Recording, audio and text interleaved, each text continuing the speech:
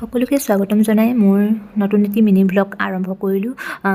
যেহেতু দীঘল ভিডিঅ' বনোৱা নহ'ল সেয়েহে এনেদৰে সৰুকৈ ভিডিঅ'টি আপোনালোকৰ মাজলৈ আগবঢ়ালোঁ। এইফালে মানে ধুন মানুহ আৰু আমাৰ দেহানুৱে খেলি আছে। সিহঁতি কালিয়ে আহিল শনিবাৰ দিনটোত। বাইদেউ, মাজু ভাইটি আৰু তন্ময় আহিল। ভিনি বাৰু অহা নাই, আজি আহিব, পাবহি আৰু অলপ পিছত। পালেহি আপোনালোকক দেখুৱাই আছোঁ। যিহেতু বিহু বুলি সিহঁতি অহাই নাছিল। যিহেতু বাইদেউহঁত বিহু বুলি ঘৰলৈ আহিছে নহয়নে বাৰু, ঘৰৰ কুকুৰা এটা নমৰাকৈনো কেনেকৈ থাকে।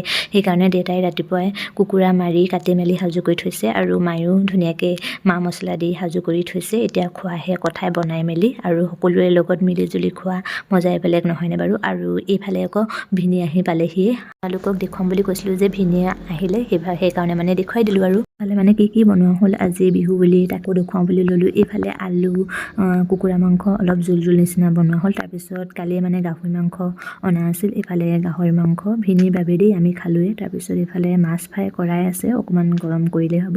তাৰপিছত এইফালে ৰঙালাও আলু ভাজি, তাৰপিছত এইফালে কুকুৰা মাংস সুদাকৈ মানে গ্ৰেভি টাইপ বনোৱা হৈছে। আৰু এইফালে গাহৰি মাংসখিনি বাৰু দেখুওৱা হ'লেই। এইফালে মানে আমলৈ টোপৰ লগত কণী, এনেকৈ আজি দেই বিহু বুলি এনেকৈ খাই দিম আৰু।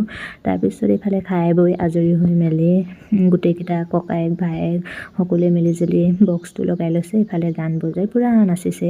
তাৰপিছত একেবাৰে শেষত মানে ফটো দুকপিমান লগাই দিওঁ বুলি ভাবিলোঁ। যিহেতু ভিনি বাইদেউহঁতৰ লগত মৰা হৈছিল দুখনমান ফটো, আপোনালোককো দেখুৱালোঁ। আৰু আজি মিনি ব্লগটো কেনে পালে কমেণ্ট এটা কৰিবলৈ নাপাহৰিব। নতুন এটি ভিডিঅ'ত লগ পোৱাৰ আশাৰে আজিলৈ বাই বাই।